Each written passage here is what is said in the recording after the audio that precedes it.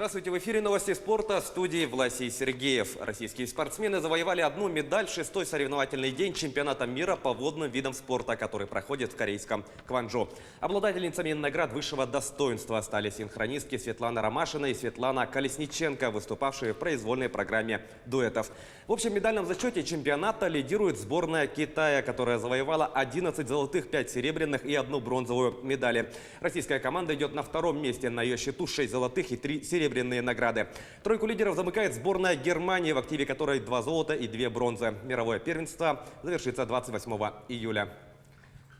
В минувшем соревновательном дне чемпионата мира также были проведены заключительные игры группового этапа турнира по водному поло.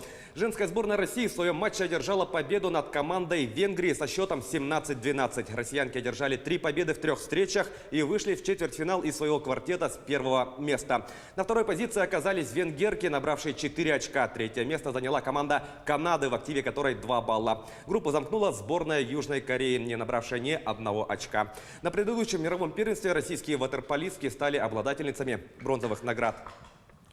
Лондонский «Арсенал» одержал победу над мюнхенской Баварией в матче Международного кубка чемпионов. Матч прошел в американском Карсоне и завершился со счетом 2-1 в пользу канониров. Счет встречи открыл защитник Баварии Луис Познанский, на 49-й минуте забив мяч в свои ворота. На 71-й минуте счет сравнял форвард немецкого клуба Роберт Левандовский.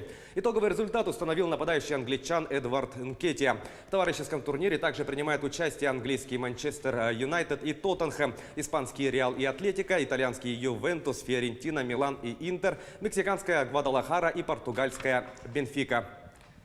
Защитник Маттеис де Лигт перешел из голландского Аякса в итальянский Ювентус. Сумма трансфера составила 75 миллионов евро. Об этом сообщает пресс-службы команд. Контракт 19-летнего голландца с туринским клубом рассчитан до 30 июня 2024 года. Сообщается, что за сезон в старой сеньоре игрок будет зарабатывать 12 миллионов евро. Еще 3 миллиона защитник сможет получить в качестве бонусов, предусмотренных соглашением. В прошедшем сезоне де Лигт провел 55 встреч за Аякс, в которых забил 7 мячей и сделал 4 голевые передачи. В составе амстердамцев де Лигт становился чемпионом Нидерландов и обладателем Кубка страны.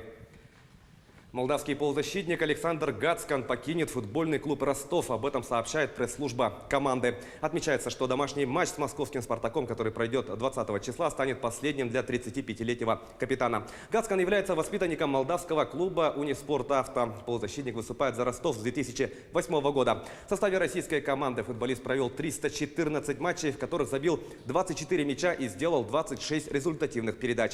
В составе «Ростова» футболист становился обладателем Кубка России и обладателем серебряных медалей чемпионата страны. Хорватский баскетболист Драган Бендер дал устное согласие на переход в московский ЦСКА. По информации источника, 21-летний центровой подпишет многолетний контракт с московским клубом, если ему не поступит предложение из Национальной баскетбольной ассоциации. Бендер был выбран под общим 4-м номером на драфте NBA клубом «Феникс» в 2016 году. В прошедшем сезоне Бендер провел 46 матчей, в которых в среднем за встречу набирал 5 очков, делал 4 подбора, а также 1,2 передачи. Это были новости спорта. Всего доброго.